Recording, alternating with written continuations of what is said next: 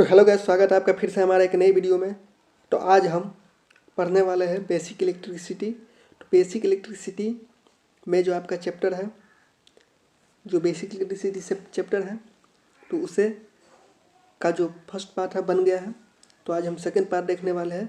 तो आज हम इसे पढ़ेंगे सेल और सब सेल, मतलब कक्षा और उप कक्षा। कहने का मतलब है जो भी आपका इलेक्ट्रॉन होता है उसमें दो कक्षा होता है, एक सेल होता है, एक सब सेल होता है। तो आज हम सेल और सब सेल को देखेंगे।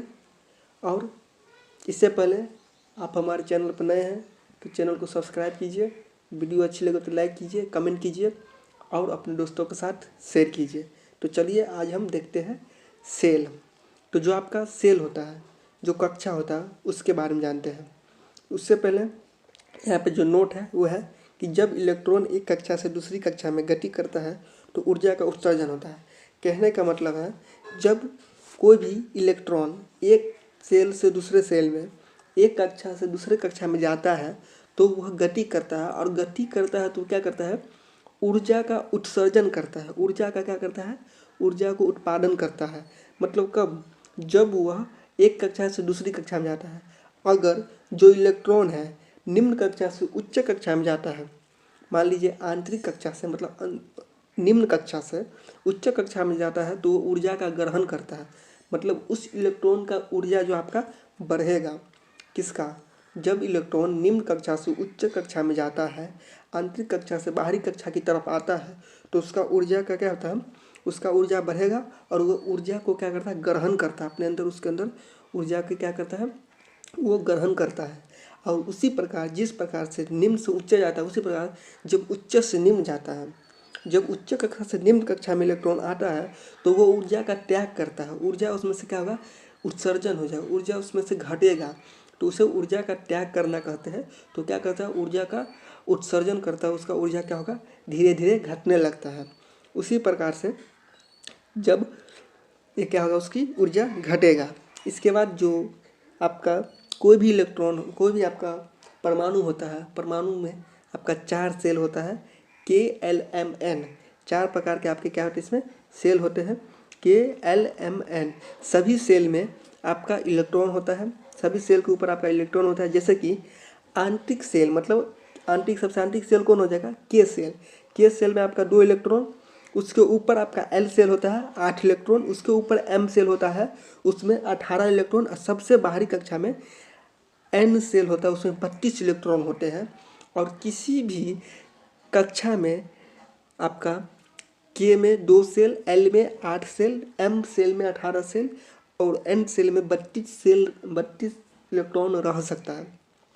और इसे निकालने का जो आपका फार्मूला होता है वो होता है आपका 2 के पावर 2 इंटू N स्क्वायर। कहने का मतलब है 2 गुने, पहली अगर सेल है, मतलब K सेल है तो पहला सेल है उसको स्क्वायर करेंगे तो इसमें कितना इलेक्ट्रॉन हो जाएगा आपका, 1 का स्क्वायर 1, और 2 को 1 से गुना करेंगे तो 2 सेल, 2 इलेक्ट्रॉन हो गया। उसी प्रकार से अगर दूसरी कक्षा लेते हैं तो 2 के स्क्वायर 2, तो कहने का मतलब है 2 के पावर 2 यानी 4, और ये 2 यानी 8 इसमें इलेक्ट्रॉन हो जाएगा। इसी प्रकार इसका इलेक्ट्रॉन हम ज्ञात करते हैं। इसको, ये फार्मूला है 2 के पावर N स्क्वायर। इस फार्मूला से हम इलेक्ट्रॉन की संख्या को ज्ञात करते हैं। इसके बाद है कक्षा। कक्षा या कोष, कक्षा को हम ऑर्बिट कहते हैं, कोष यानी सेल। तो आपका एक को कक्षा होता है, एक उप कक्षा होता है, उप कक्षा को हम कोष कहते हैं, कोष को इंग्लिश में सेल कहा जाता है। तो देखिए, परमाणु के केंद्र में नाभिक होता है और जिसके बाहर इलेक्ट्रॉन चक्कर लगाता है।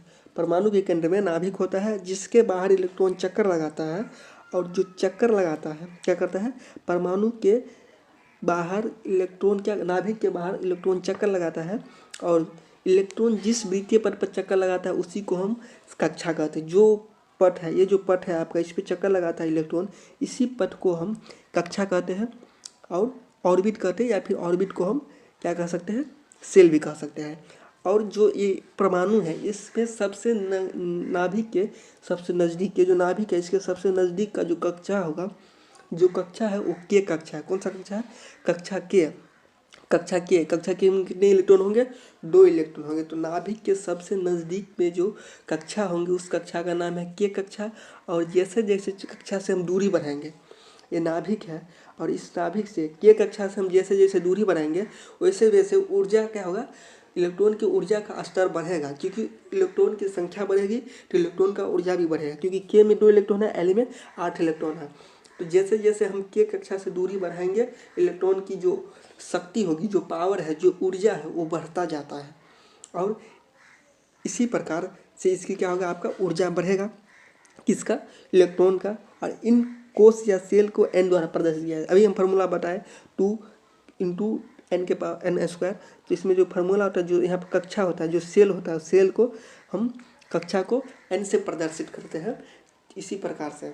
और जो आपका जो ये जो कक्षा है, इसका जो सिद्धांत दिया था वो बोरबरी का सिद्धांत। तो देखिए अब हम सिद्धांत पढ़ने वाले कि इस कक्षा का यानी सेल ऑर्बिट का सिद्धांत किसने दिया था। तो इसका जो सिद्धांत दिया था वो बोरबरी का सिद्धांत है। पहले इस सिद्धांत को नील्स बोर ने दिया था। जो बोरबरी का सिद्धांत है, इस सिद्धांत को सबसे पहले नील्स बोर ने दिया था। और इनके अनुसार परमाणु के केंद्र में नाभिक होता है।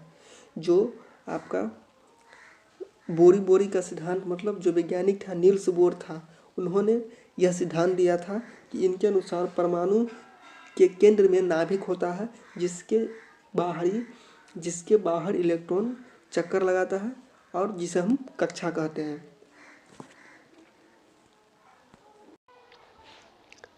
चलिए तो अब हम कक्षीय एनर्जी यानी वैलेंस इलेक्ट्रॉन को समझते हैं। तो वैलेंस इलेक्ट्रॉन किसे कहते हैं उसे देखने वाले हैं।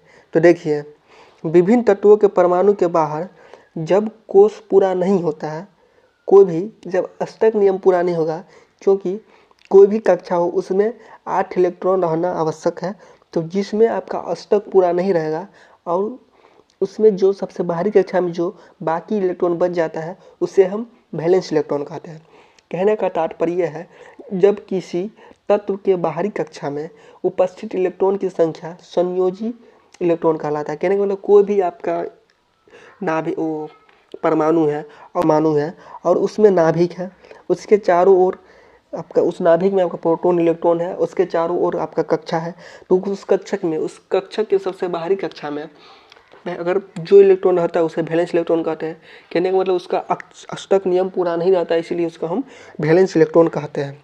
इसके बाद है कि जो वैलेंस इलेक्ट्रॉन है, अतः बाहरी कक्षा के इलेक्ट्रॉन को संयोजी इलेक्ट्रॉन या वैलेंस इलेक्ट्रॉन कहते हैं। परमाणु क्रमांक, परमाणु उपस्थित प्रोटॉन के इलेक्ट्रॉन, देखिए जो परमाणु क्रमांक होता है उसको हम परमाणु क्रमांक को प्रोटॉन की संख्या पे निर्भर होता है, ना कि इलेक्ट्रॉन की संख्या पर। भले संख्या इलेक्ट्रॉन प्रोटॉन की बराबर होती है, लेकिन इलेक्ट्रॉन अपना जो कक्षक है उसे एक दूसरे के साथ साझा करते रहते हैं, इसलिए उसकी संख्या बढ़ता घटता रहता है। इसीलिए हम कभी भी परमाणु जो क्रमांक है, परमाणु क्रमांक हम प्रोटॉन की संख्या को ही मानते हैं, इलेक्ट्रॉन की संख्या को नहीं मानते हैं, भले ही इलेक्ट्रॉन और प्रोटॉन की संख्या बराबर हो। इसके बाद नंबर ऑफ प्रोटॉन बराबर नंबर ऑफ इलेक्ट्रॉन। तो नंबर ऑफ प्रोटॉन बराबर नंबर ऑफ इलेक्ट्रॉन होता है, लेकिन इलेक्ट्रॉन में एक वो होता है कि जो इलेक्ट्रॉन है अपनी इलेक्ट्रॉन को साझेदारी करता रहता है एक दूसरे, जो उसके कक्षक है उस कक्षक में उसका प्रोटॉन क्या करता है, साझेदारी करता रहता है। ओके, एग्जाम्पल में हाइड्रोजन है, कॉपर है, सिलिकॉन है, जर्मेनियम है, इस सब आपका एक सेमीकंडक्टर मटेरियल है। इस सब में भी देखिए साझा करता करने पर इलेक्ट्रॉन अपने जो आपका इलेक्ट्रॉन होता है वो अपना उसके अंदर में जितने भी इलेक्ट्रॉन की संख्या होती है एक कक्षा में, वो एक कक्षा से दूसरे कक्षा में जा आ सकता है। इसीलिए हम इलेक्ट्रॉन की संख्या को परमाणु क्रमांक नहीं कहते हैं, हम प्रोटॉन की संख्या को ही परमाणु क्रमांक कहते हैं, भले ही दोनों की जो संख्या हो वो बराबर हो। जैसे कि यहाँ पे भी दिया गया आपका इलेक्ट्रॉन, प्रोटॉन और न्यूट्रॉन। तो देखिए जो इलेक्ट्रॉन होता है उस पर नेगेटिव चार्ज होता है, प्रोटॉन पे आपका पॉजिटिव चार्ज और न्यूट्रॉन पे आपका कोई चार्ज नहीं रहता, अर्थात न्यूट्रॉन आपका उदासीन रहता है, न्यूट्रॉन पर 0 चार्ज रहता है, कोई चार्ज नहीं रहता है। बल्कि जो प्रोटॉन है और न्यूट्रॉन है दोनों का जो परमाणु द्रव्यमान है, परमाणु द्रव्यमान यानी भार है, कहने का मतलब दोनों का जो वेट है, दोनों का जो मास है बराबर है, लेकिन उस पर कोई चार्ज नहीं रहता है न्यूट्रॉन पे। ओके, इसके बाद यह है कि जो संयोजी इलेक्ट्रॉन होता है वो किसी भी परमाणु के सबसे बाहरी कक्षा में उपस्थित इलेक्ट्रॉन की संख्या को हम संयोजी इलेक्ट्रॉन, वैलेंस इलेक्ट्रॉन कहते हैं। ओके, देखिए अब जो आपका एक नोट दिया गया है कि नाभिक आवेश नाभिक में उपस्थित प्रोटॉन के आवेश के बराबर होता है। देखिए नाभिक में जो आवेश होता है वो नाभिक के प्रोटॉन के आवेश के बराबर, कहने का मतलब है कि जो न्यूट्रॉन है उस पर तो कोई आवेश नहीं रहता है, तो उसमें बच जाएगा आपका प्रोटॉन, तो प्रोटॉन में जो आवेश रहेगा वही नाभिक आवेश कहलाएगा। इसलिए नाभिक में जो आवेश रहता है वो पॉजिटिव आवेश यानी पॉजिटिव चार्ज रहता है, धनात्मक आवेश रहता है आपका नाभिक में, क्योंकि उसमें न्यूट्रॉन पे कोई चार्ज नहीं रहता है। इसीलिए उसको हम क्या करते हैं, न्यूट्रॉन को नहीं गिनते हैं, तो सिर्फ उसमें प्रोटॉन बच जाएगा, तो प्रोटॉन को गिनते हैं, तो प्रोटॉन पे जो चार्ज रहेगा वही आपका कौन सा चार्ज हो जाएगा, आपका प्रोटॉन के आवेश हो जाएगा, वही आपका नाभिक का आवेश हो जाएगा, क्योंकि उसमें दूसरा कोई आवेश रहता ही नहीं है। इसी प्रकार प्रोटॉन का द्रव्यमान इलेक्ट्रॉन के द्रव्यमान का 1837 गुना अधिक होता है। देखिए जो प्रोटॉन का द्रव्यमान है इलेक्ट्रॉन से 1837 गुना अधिक है। प्रोटॉन का द्रव्यमान इलेक्ट्रॉन के द्रव्यमान से 1837 गुना अधिक है। कैसे? जो उसका भार है क्या है, 1837 गुना अधिक है। किससे? आपका इलेक्ट्रॉन से प्रोटॉन का जो भार है, जो द्रव्यमान है 1837 गुना अधिक है प्रोटॉन का। तो देखिए, और अगर हम इसको अगर इस क्वेश्चन के हिसाब से पूछता है कि इलेक्ट्रॉन प्रोटॉन से कितना गुना द्रव्यमान कम है, इलेक्ट्रॉन का द्रव्यमान प्रोटॉन से कितना गुना कम है, तो 137 गुना क्या है, कम है आपका भार इसका। किसका? इलेक्ट्रॉन का प्रोटॉन से। इसके बाद इलेक्ट्रॉन कूलम्ब के नियम के अनुसार विपरीत आवेश कण को मध्य आकर्षण बल प्रेजेंट करता है। देखिए किसके, जो आपका इलेक्ट्रॉन है वो कूलम्ब के नियम से क्या करता है, जो उसके विपरीत आवेश है उसके साथ वो आकर्षण बल करेगा। कहने का मतलब जो इलेक्ट्रॉन है, इलेक्ट्रॉन यानी निगेटिव चार्ज पॉजिटिव चार्ज के साथ हमेशा अट्रैक्ट करता है, एक दूसरे को अट्रैक्ट करता है। अट्रैक्ट होने के बाद न्यूट्रल हो जाता है, क्योंकि आपको मालूम है कि इलेक्ट्रॉन में आपका इलेक्ट्रॉन होता है, प्रोटॉन में आपका होल्स होता है, तो आपस में क्या हो जाता है, न्यूट्रल हो जाते हैं। इसके बाद अभिकेंद्रीय बल सेंट्रीफ्यूगल फोर्स के कारण क्या होता है, देखिए जब कोई भी आपका परमाणु है उसमें आपका नाभिक है, उसके चारों ओर कक्षा है, तो उसमें आपका एक फोर्स काम करता है जिसे हम अभिकेंद्रीय बल कहते हैं। सेंट्रीपिटल फोर्स के कारण क्या करता है, कक्षा के चारों ओर इलेक्ट्रॉन गति लगाता रहता है। किस में? परमाणु में। इसके बाद है इलेक्ट्रॉन दो प्रकार का होता है। इलेक्ट्रॉन की जो गति, जो मोशन, जो स्पीड है इलेक्ट्रॉन की, वो दो प्रकार की होती है, चक्रण स्पिन और चक्रण गति, और जो आपका कक्षीय गति मतलब स्पिन स्पीड और ऑर्बिटल स्पीड। ऑर्बिटल स्पीड किसे कहते हैं? कक्षीय गति को। स्पिन स्पीड चक्रण गति को कहते हैं। और जो इलेक्ट्रॉन है ये दो प्रकार का इसका स्पीड होता है आपका, किस में? इलेक्ट्रॉन में। जो इलेक्ट्रॉन में होता है दो प्रकार का स्पीड पाया जाता है, और यह क्या करता है, कक्षा के चारों ओर चक्कर लगाता रहता है आपका कौन? इलेक्ट्रॉन। संयोजी इलेक्ट्रॉन यौगिक के रासायनिक विद्युत गुण धर्म को दर्शाते हैं। देखिए जो संयोजिक इलेक्ट्रॉन होता है वो रासायनिक और विद्युत गुणधर्म दोनों को दर्शाते हैं, संयोजी इलेक्ट्रॉन। इसी हिसाब से इसी प्रकार एक सम इलेक्ट्रॉनिक होता है। सम इलेक्ट्रॉनिक, देखिए सम इलेक्ट्रॉनिक्स वैसा पदार्थ होता है जिनमें इलेक्ट्रॉन की संख्या समान होती है। एक सम इलेक्ट्रॉनिक्स पदार्थ होता है जिसमें इलेक्ट्रॉन की संख्या समान होती है, उन्हें हम आइसो इलेक्ट्रॉनिक भी कहते हैं, सम इलेक्ट्रॉनिक को। जैसे एग्जाम्पल में अगर हम लेते हैं तो सोडियम, देखिए सोडियम का जो परमाणु क्रमांक होता है 11 होता है, मैग्नीशियम का 12, लेकिन सोडियम पर जो आपका चार्ज रहता है वो पॉजिटिव चार्ज रहता है, और मैग्नीशियम पर प्लस का 2 पॉजिटिव चार्ज रहता है, और सोडियम पर प्लस का 1 चार्ज रहता है। तो जब हम सोडियम में से जब हम परमाणु का मतलब जो परमाणु द्रव्यमान में से 1 घटाते तो 10 बचता है, तो इलेक्ट्रॉन की संख्या कितना हो जाएगा उसमें? 10, प्रोटॉन की संख्या 11। उसी प्रकार से मैग्नीशियम में जो उसके जो पावर में रहता है प्लस का 2 चार्ज रहता है, इसीलिए हम प्रोटॉन की संख्या में से जब 2 घटाते हैं तो 10 बचता है। तो आपका सोडियम और मैग्नीशियम दोनों आइसो इलेक्ट्रॉनिक पदार्थ है। क्या है? आइसो इलेक्ट्रॉनिक पदार्थ है आपका सोडियम और मैग्नीशियम। उसी प्रकार से क्लोरीन और एल्यूमिनियम, क्लोरीन पर माइनस चार्ज रहता है और एल्यूमिनियम पर ट्रिपल मतलब प्लस का 3 चार्ज रहता है, और जब हम क्लोरीन में से 1 घटाते हैं तो आपका जो इलेक्ट्रॉन की संख्या 18 हो जाता है। और उसी प्रकार से जब हम आपका एल्यूमिनियम में से 3 घटाते हैं तो 10 हो जाता है। तो आपका मैग्नीशियम, सोडियम, एल्यूमिनियम, नियोन, ये सब क्या है आपका? सम इलेक्ट्रॉनिक्स आइसो इलेक्ट्रॉनिक्स पदार्थ है। इसके बाद है कि वे तत्व जिनके बाहरी कक्ष में 1 या 2 इलेक्ट्रॉन होता है विद्युत के अच्छे चालक होते हैं। तो देखिए वैसा पदार्थ जिनके बाहरी कक्षा में 2, 1 तीन इलेक्ट्रॉन होते हैं वे विद्युत के अच्छे चालक मतलब अच्छे कंडक्टर होते हैं।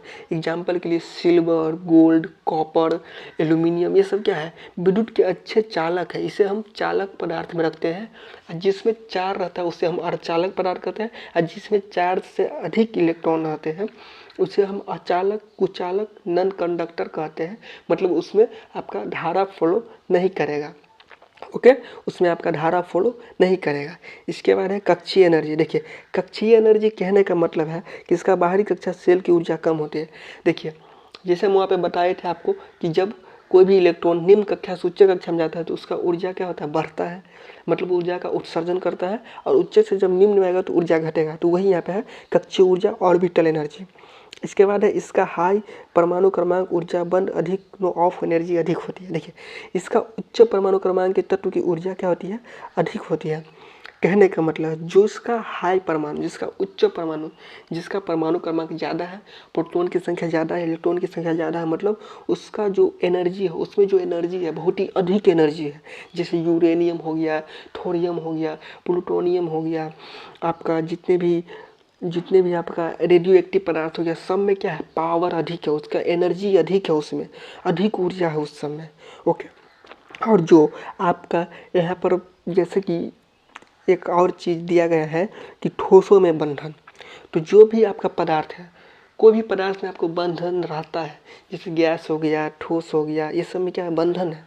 तो इसे हम बंधन को, जो ठोसों में बंधन के मतलब जितने भी परमाणु हैं, जितने भी तत्व हैं, सब में एक प्रकार का बंधन है।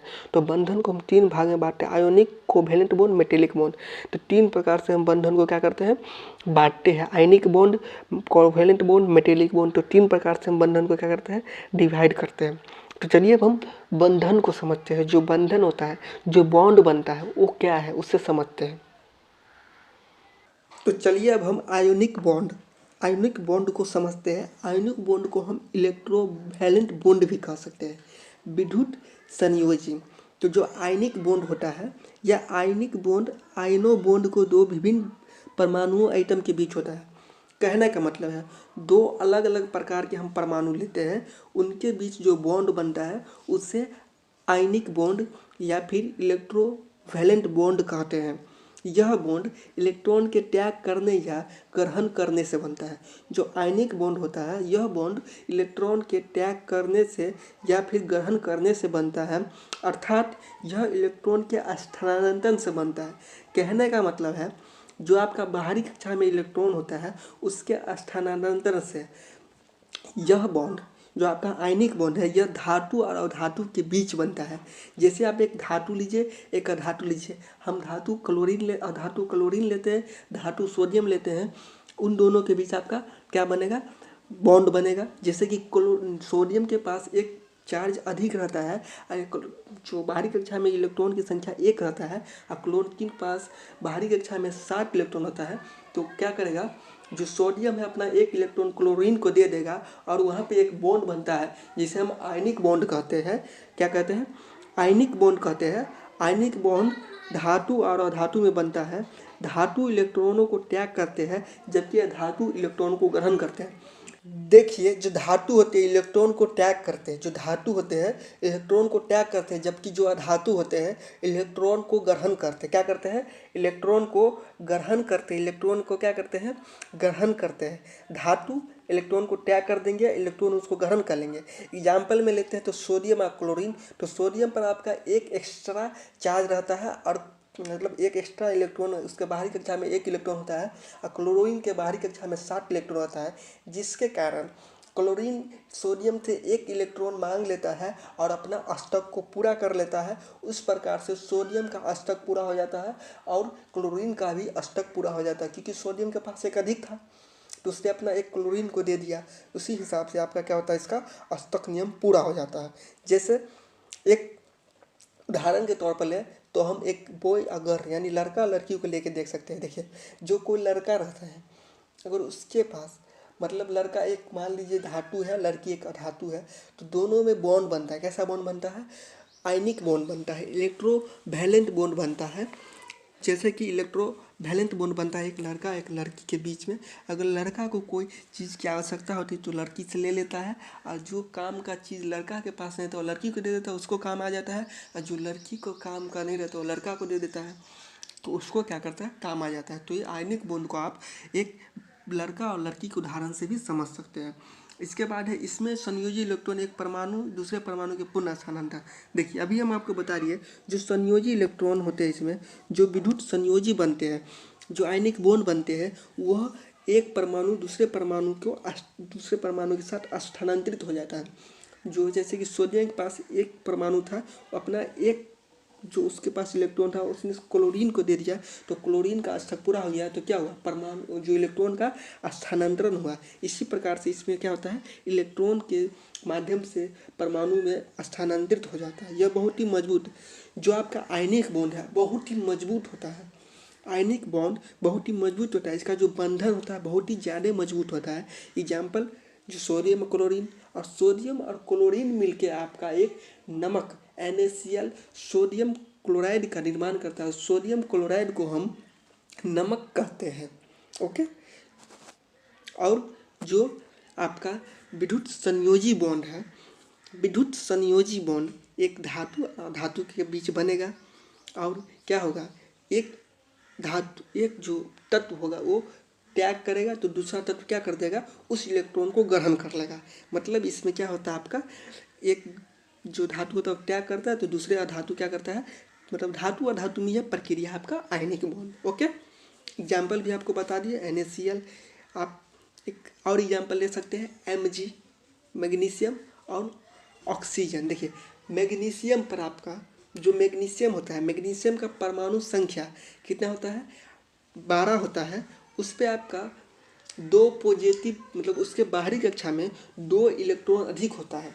जो मैग्नीशियम होता है उसका आपका परमाणु क्रमांक 12 होता है, उसके बाहरी कक्षा में 2 इलेक्ट्रॉन अधिक होता है।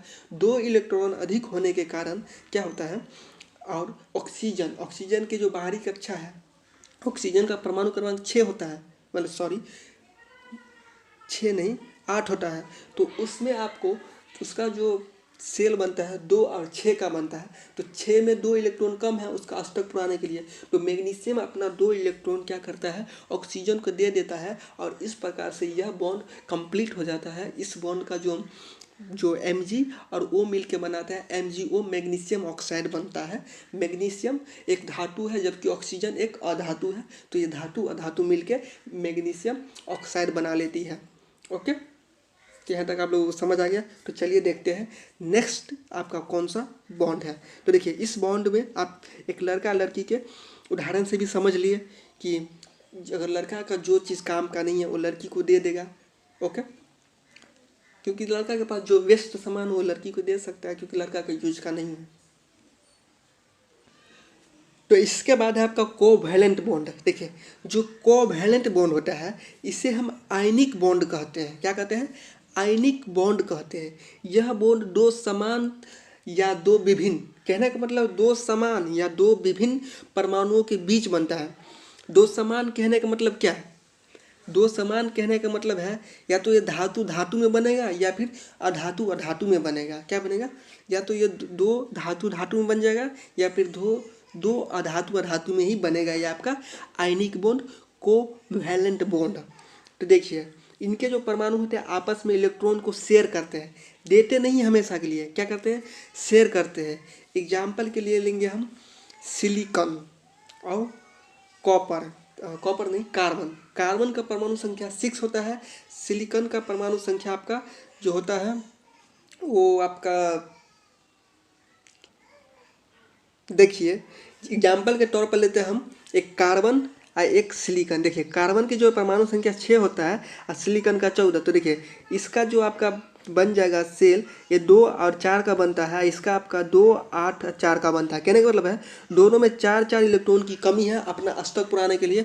तो ये जो एक ही प्रकार के तत्व होते हैं, जैसे सेमीकंडक्टर ले लिए तो क्या है, अधातु है, मतलब अर्धचालक है, सेमीकंडक्टर है। तो इसमें क्या होगा कि इसे अष्टक पुराने के लिए 4 इलेक्ट्रॉन की आवश्यकता है, लेकिन ये अपना इलेक्ट्रॉन देकर नहीं साझा करते। मान लीजिए जब कॉपर को आवश्यकता होगा अपना जो उसको जब आवश्यकता होगा इलेक्ट्रॉन का तो सिलिकॉन से ले लेगा, और जब सिलिकॉन को आवश्यकता होगा 4 इलेक्ट्रॉन का तो वो क्या करेगा, कॉपर से ले लेगा। इसी प्रकार से इसे हम आयनिक बॉन्ड, कोवैलेंट बॉन्ड, मतलब ये एक दूसरे को साझा करते हैं। क्या करते हैं, अपना इलेक्ट्रॉन एक दूसरे को साझा करते हैं, हमेशा के लिए देते नहीं हैं। जैसे अगर एग्जाम्पल पे ले लिए तो 2 एग्जाम्पल पर अगर हम लेते हैं तो एग्जाम्पल में हम जैसे ले लेंगे तो देखिए एग्जाम्पल में हम जैसे ले लेंगे कि मान लीजिए 2 लड़का है, अगर एक लड़के को पेन की आवश्यकता है तो दूसरे दोस्त में 2 दोस्त हैं, दोस्त के चाहिए 2 लड़का दोस्त या फिर लड़की दोस्त में ही बॉन्ड बनेगा।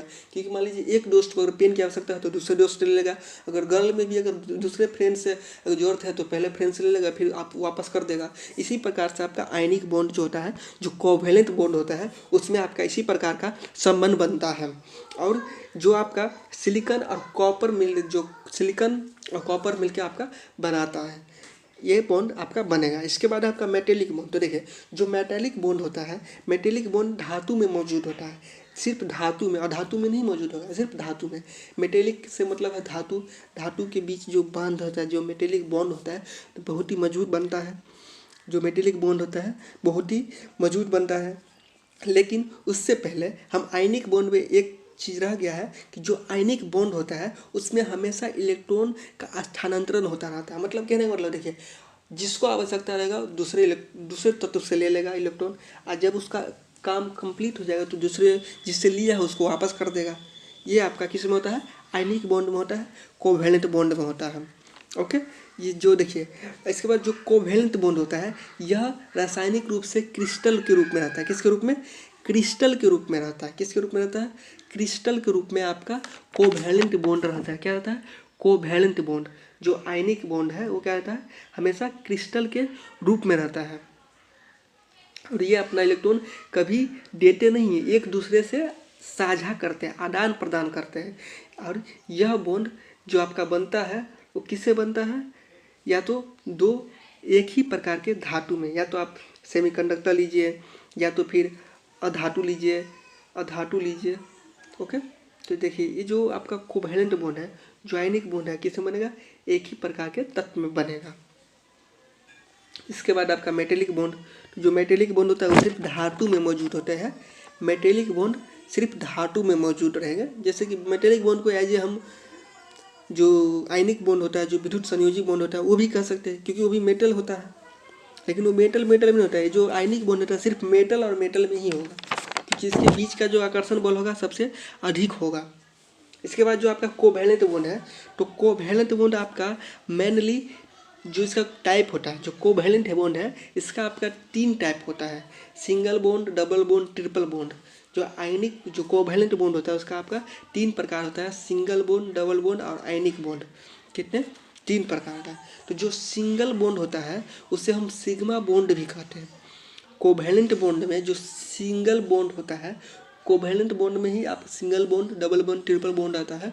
तो कोवैलेंट बॉन्ड का जो सिंगल बॉन्ड होता है उसे हम सिग्मा बॉन्ड कहते हैं। सिग्मा आपका सिग्मा जो होगा इस प्रकार से उसका उदाहरण देगा। डबल बॉन्ड को हम पाई बॉन्ड कहते हैं, और ट्रिपल बॉन्ड को भी हम क्या कहते हैं, पाई बॉन्ड कहते हैं। क्या कहते हैं, पाई बॉन्ड। जो आपका पाई आता है मैथमेटिक्स में, पाई बॉन्ड आता है, उसे हम क्या कहते हैं, पाई बॉन्ड कहते हैं। सिंगल बॉन्ड को हम सिग्मा बॉन्ड कहते हैं, दूसरे बॉन्ड को हम पाई बॉन्ड कहते हैं, और तीसरे बॉन्ड को भी हम क्या कहते हैं, पाई बॉन्ड ही कहते हैं। जो आपका नेक्स्ट टॉपिक है वो है आपका इलेक्ट्रिक चार्ज। तो इलेक्ट्रिक चार्ज को हम कल समझेंगे। आज के लिए इतना ही, क्योंकि वीडियो बहुत लंबी हो जाएगी। मिलते हैं आपसे फिर कभी नेक्स्ट वीडियो में। तो जब तक के लिए आप हमें आज्ञा दीजिए, और हमारे चैनल पर अगर आप नए हैं तो चैनल को सब्सक्राइब कीजिए, वीडियो को लाइक कीजिए, कमेंट कीजिए और दोस्तों के साथ शेयर कीजिए। और आप हमें जो भी क्वेश्चन है आप कमेंट कीजिए। तो मिलते हैं फिर कभी किसी नेक्स्ट वीडियो में। जब तक के लिए आप सभी को जय हिंद।